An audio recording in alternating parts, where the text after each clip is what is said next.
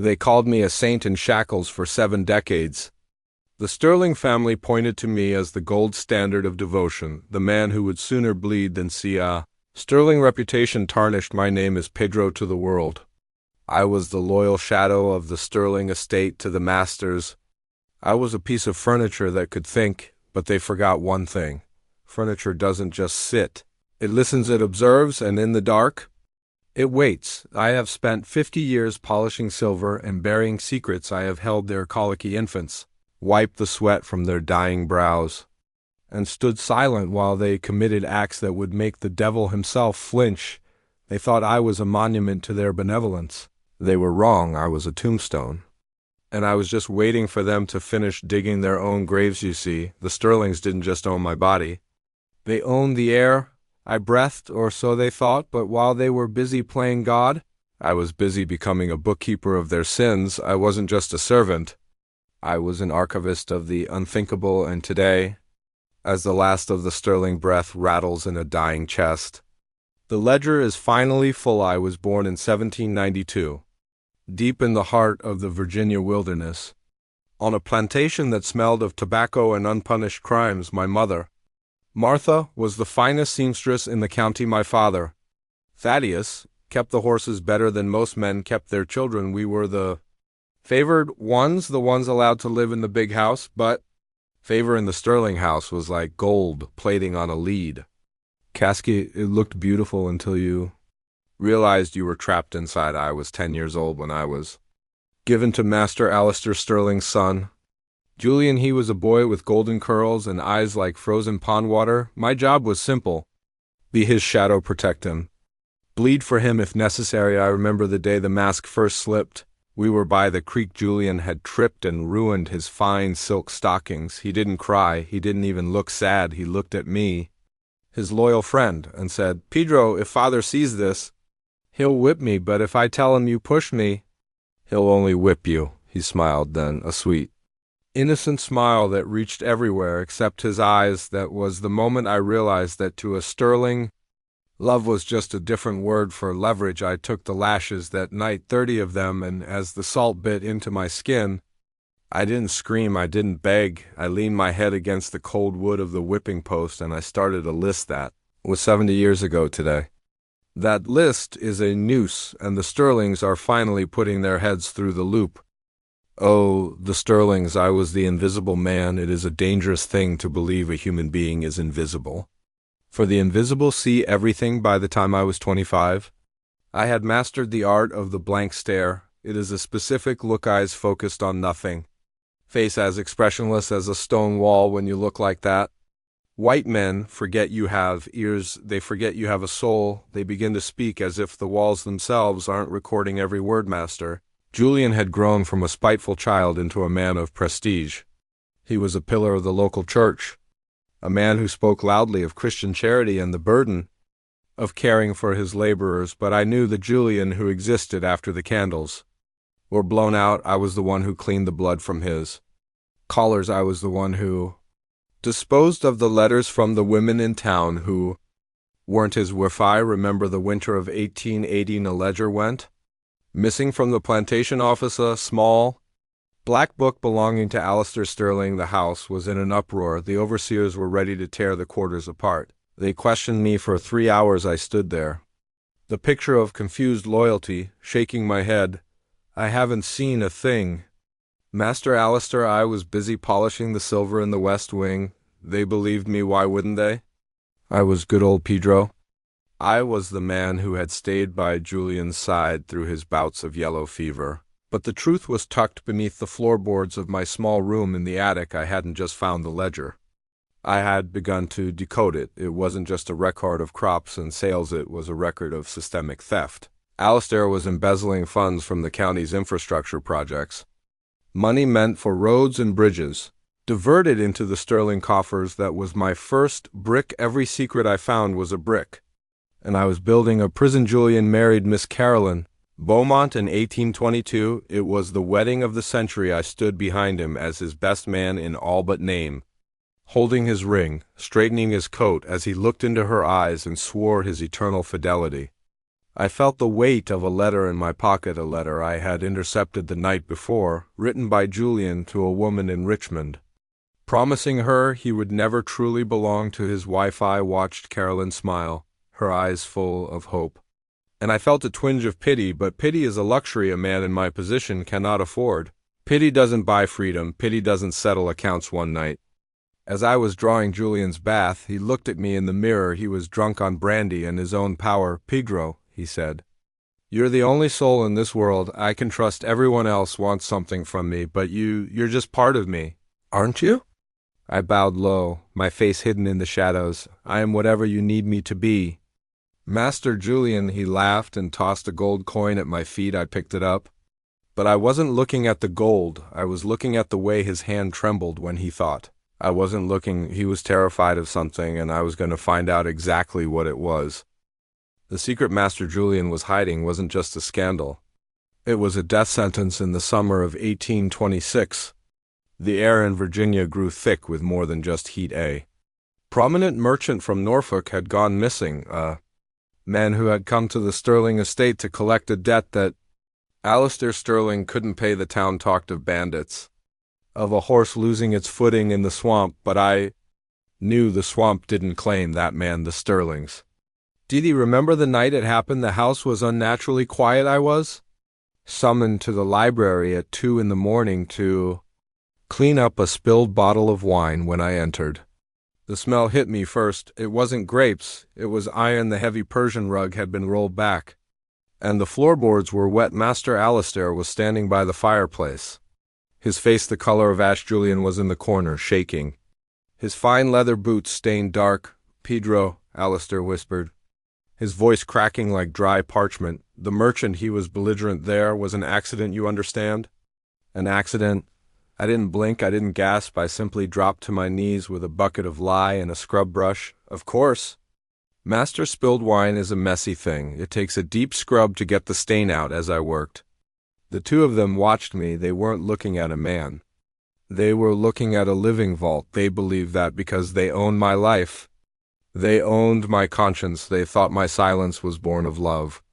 Or perhaps fear. They never considered it was an investment for 3 nights. I hauled heavy burlap sacks to the edge of the Blackwater cypress swamp under the cover of a new moon. They thought I was disposing of the evidence. But I was also keeping a piece of it, a gold pocket watch, engraved with the merchant's initials, tucked away in the same floorboard as the embezzling ledgers. Year after year, the weight of their crimes grew, and as it grew, so did my devotion. I became the indispensable Pedro.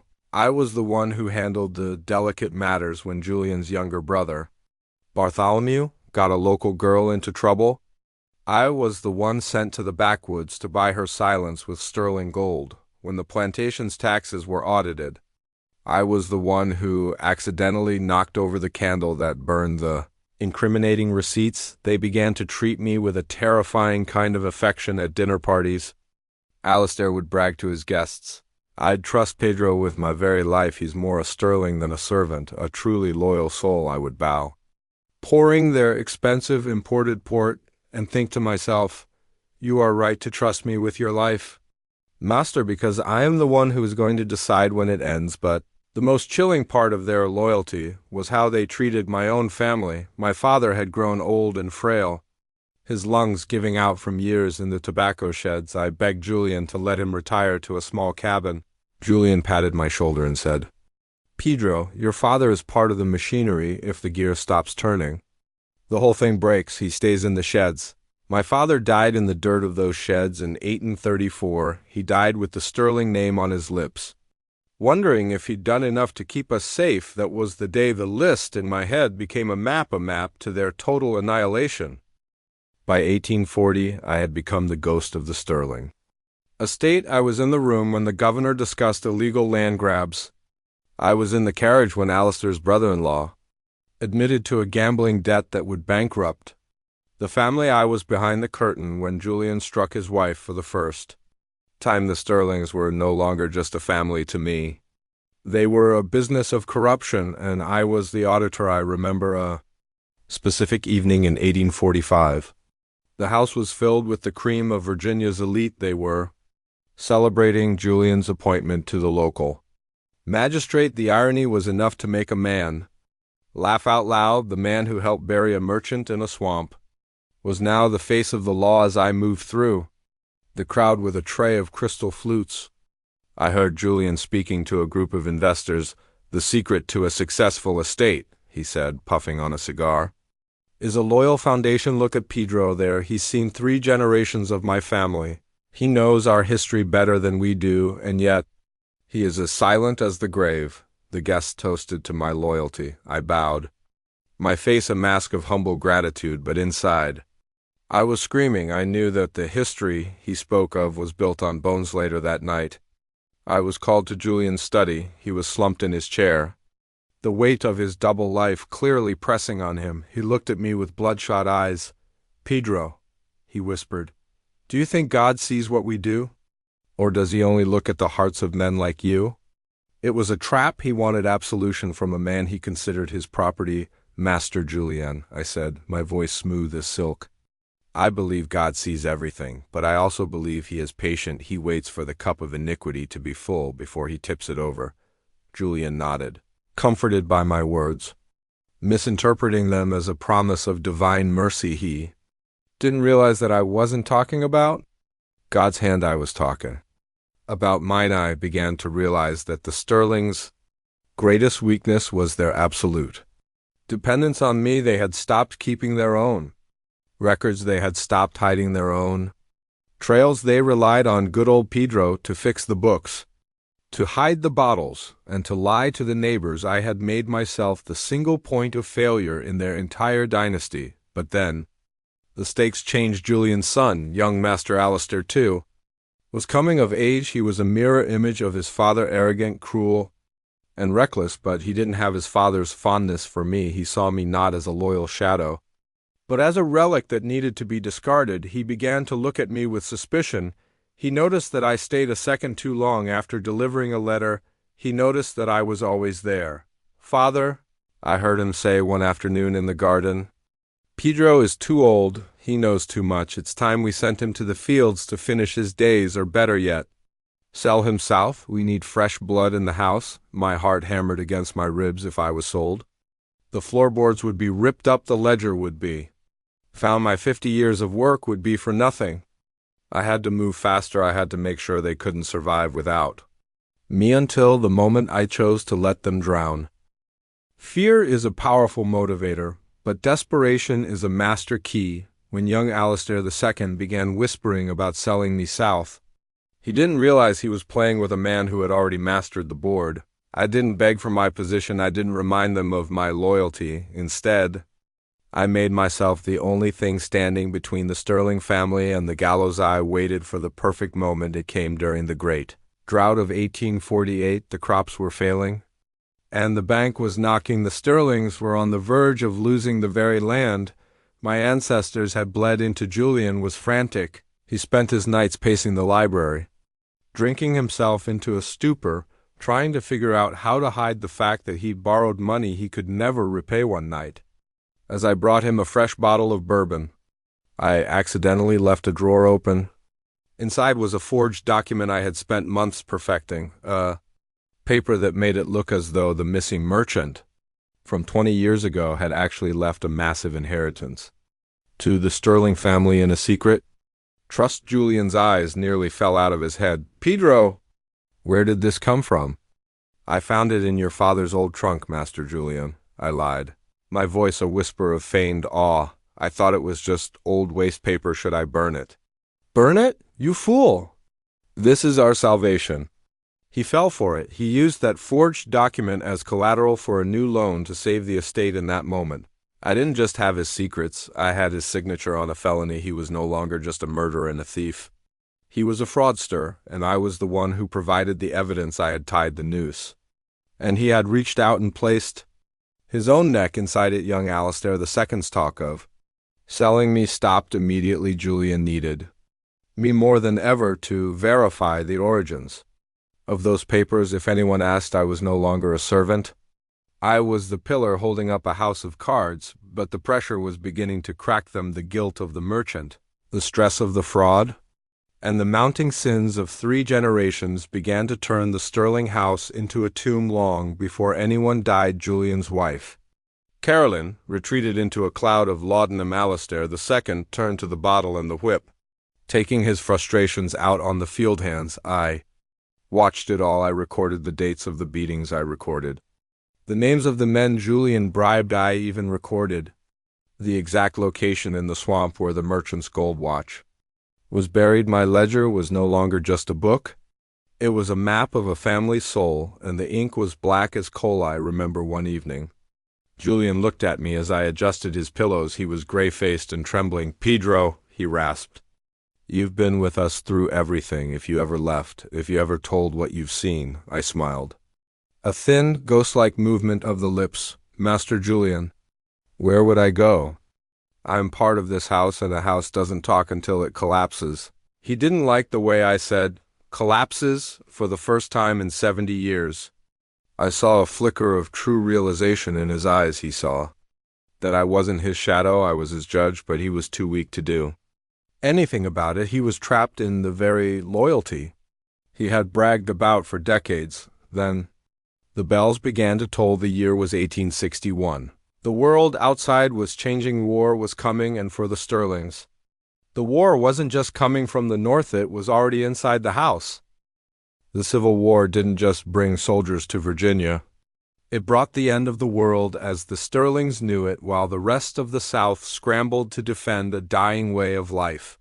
I watched the Sterling family crumble from the inside out. They were terrified not just of the Union Army, but of the vacuum their own lives had become. Julian was too old to fight, and Alistair II was too much of a coward. They paid for substitutes, draining what little remained of their legitimate wealth as the Confederate currency turned to useless paper.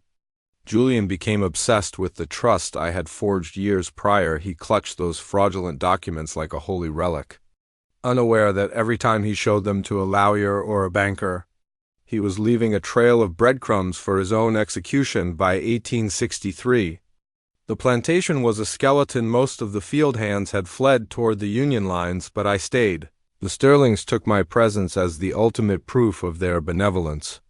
"Look at Pedro," Julian would brag to the few neighbors who hadn't fled.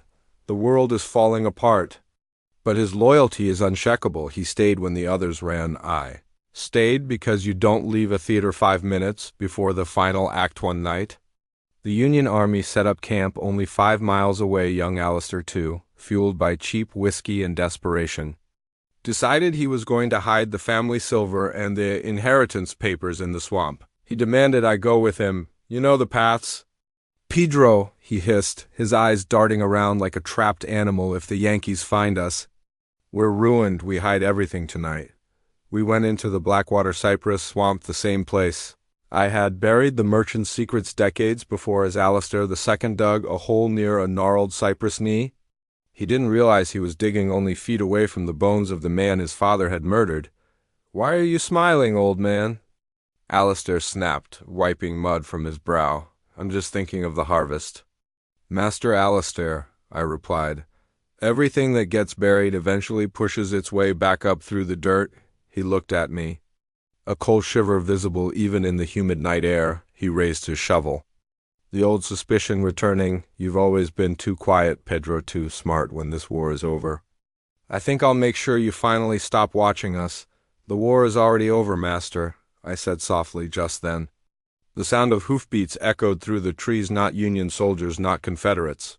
Just the sound of the world changing. Alistair panicked, dropped the silver, and ran back toward the house, leaving me alone in the dark with the gold, the papers, and the ghosts. I didn't run. I sat on a fallen log and opened my ledger. I wrote down the exact coordinates of the buried silver. Then I added one final note: the son has the father's heart, but the grandson has the father's grave. The next morning, the Union officers arrived at the Sterling Manor. Julian met them at the door with a trembling hand, trying to act the part of the dignified Southern gentleman. He didn't know that I had already spent the night speaking with a Union colonel. I hadn't asked for freedom. I had already taken that. I had asked for an audience. I told the colonel everything: the embezzlement, the murder, the fraud, and I gave him the map.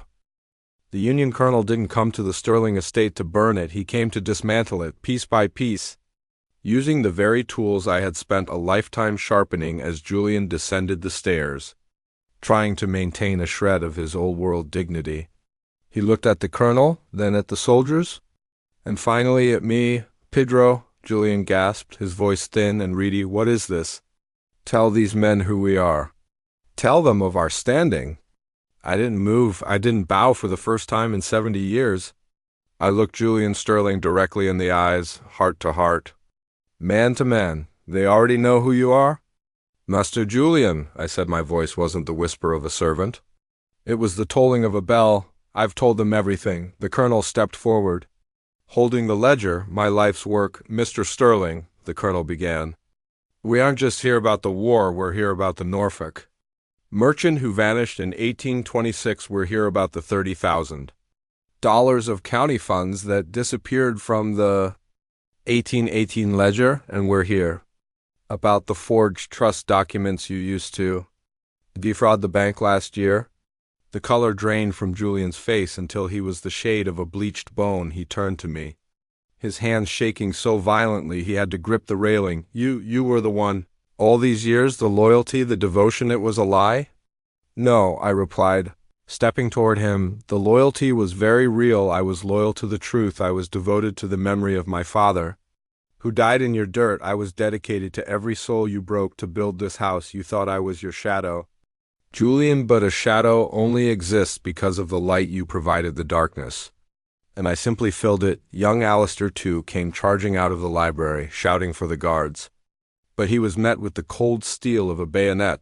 The soldiers began to ransack the house. But they weren't looking for silver, they were looking for the specific floorboards I had marked on the map. He watched as they pried up the wood in the library. I watched as they pulled out the merchant's gold watch, still tarnished with the grime of the swamp. I watched as the inheritance papers were laid out on the dining table, their forgeries laid bare under the light of a dozen candles. Julian fell to his knees. He didn't beg the colonel, he didn't beg the soldiers. He crawled toward me, grabbing the hem of my coat with the same hands that had once tossed me gold coins like I was a dog. "Pedro, please," he whimpered. "I treated you like family. I gave you a place in this house. Tell them it's a mistake. Tell them you lied." I looked down at him. I felt no joy. I felt no hatred. I felt only the immense, heavy weight of a debt finally being paid in full. "You gave me a place in this house, Master Julian," I said, "but you forgot to give me a reason to love it." The soldiers hauled him up as they led the Sterling men away in irons. The house felt strangely quiet. The most loyal slave in Virginia was left alone in the foyer of a falling empire. But the story wasn't over. There was one final secret in the ledger, the one that would ensure the Sterlings could never rise again. As the wagon carrying Julian and Alistair too disappeared down the long, oak-lined driveway, the silence that followed was deafening. The great Sterling manor, once a fortress of secrets, was now just a hollow shell of brick and timber. But my work wasn't finished. Revenge is a dish that must be served until the plate is wiped clean. The Union colonel had the crimes, but he didn't have the legacy, you see. The Sterlings had cousins in England and powerful in-laws in the north. They were already planning their legal defense, ready to use their remaining hidden offshore accounts to buy their way out of a hanging. They thought they could sacrifice the Virginia estate to save the family name. They didn't know I had saved the most devastating entry in my ledger. For the very end, I spent the next 3 days systematically dismantling the Sterling myth. I didn't just have records of their crimes. I had the records of their bloodline. In 1832, Alistair Sterling had committed a final, desperate act of cruelty. To ensure his lineage, he had suppressed the true will of his own father, a will that didn't leave the estate to Alistair, but to a secret, illegitimate daughter born of a forbidden union. The Sterlings weren't even the rightful owners of the dirt. They stood. Only took this final piece of evidence, the original, untampered will, to the local magistrate's office, which was now under military law. I watched the clerk's face turn pale as he realized that for 30 years, the most prominent family in the county had been nothing more than squatters and thieves. On the fourth day, I returned to the house. I went to the kitchen and made myself a cup of tea using the finest china. I sat on the porch and watched the sun set over the fields for 70 years. I had been the first to wake and the last to sleep for the first time in my life. I had nowhere to be and no one to answer to, but then a carriage arrived. It wasn't the law, it was Carolyn Sterling, Julian's wife. She had been at her sister's estate. Hiding from the war, she stepped out of the carriage, her face gaunt, her fine silk dress torn at the hem. She looked at the Union flags flying from the porch, and then she looked at me, sitting in her husband's chair, drinking from her husband's cup. "Pedro," she whispered, her voice trembling, "what have you done? Where is my husband? Where is my son?" I didn't stand up. I didn't bow. I took a slow sip of the tea and gestured to the empty horizon. "They are where their secrets took them. Miss Carolyn, they are in the hands of the law. They thought they owned—" She began to scream, a high, thin sound that echoed through the empty halls. She called me a traitor. She called me a monster. She reminded me of every scrap of food they had given me, every kindness they had shown. "I gave you a home." She shrieked. "No," I said, setting the cup down with a sharp clack. "You gave me a cage. I simply waited until I grew large enough to break the bars." I handed her a single sheet of paper from the ledger. It was a list of every woman she had seen her husband hurt, every child he had sold to cover his gambling debts, acts she had turned a blind eye to for years. As she read the dates and the names, her screaming stopped. She realized that I hadn't just destroyed the Sterling men. I had stripped her of the one thing she valued more than her life, her innocence. "The house is being seized tomorrow," I told her. "I suggest you take what you can carry, because by morning the name Sterling won't be worth the paper it's written on." She collapsed on the steps, sobbing. I walked past her, out toward the slave quarters where my father had died. I had one more thing to do before I left this place forever.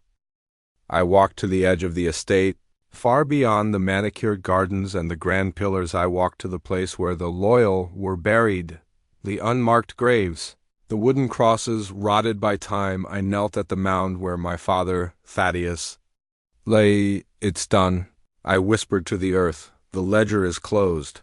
I opened the small box I had carried. Inside wasn't gold or silver. It was the merchant's watch, the forged documents, and the original stolen. Well, I didn't want them as trophies. I wanted them to be the final nails. I dug a small hole at the foot of my father's grave and placed the box inside. Let the Sterling sins rest with the man they helped kill. As for the ledger, the book that held 50 years of their darkness, I didn't keep it. I walked back to the manor one last time.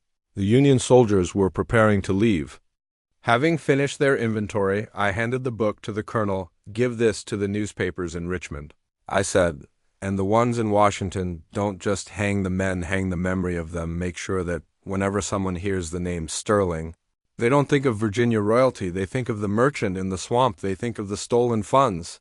They think of the cowards who hid behind a mask of honor." The colonel looked at the book, then at me. "And what about you, Pedro? You're a free man now. You have enough information in this book to blackmail half the South. You could be a wealthy man." I looked at my hands. They were scarred, calloused, and old. "I have spent 70 years carrying their weight." I said, "I don't want their gold. I want my own name." I walked away from the Sterling manor without looking back behind me. I heard the sound of a single glass window shattering, perhaps the wind, or perhaps the house itself finally giving up. Months later, the news reached me in Philadelphia. Julian Sterling had died in a prison cell before his trial could even begin. Heart failure, they said, but I knew better. He died of the truth. It is a heavy thing for a man who has lived on lies. Alistair II was sentenced to hard labor, his noble hands finally learning the sting of the work he once forced upon others. The estate was sold at auction, the proceeds used to repay the county and the families of the merchant. The most loyal slave had done what an army couldn't.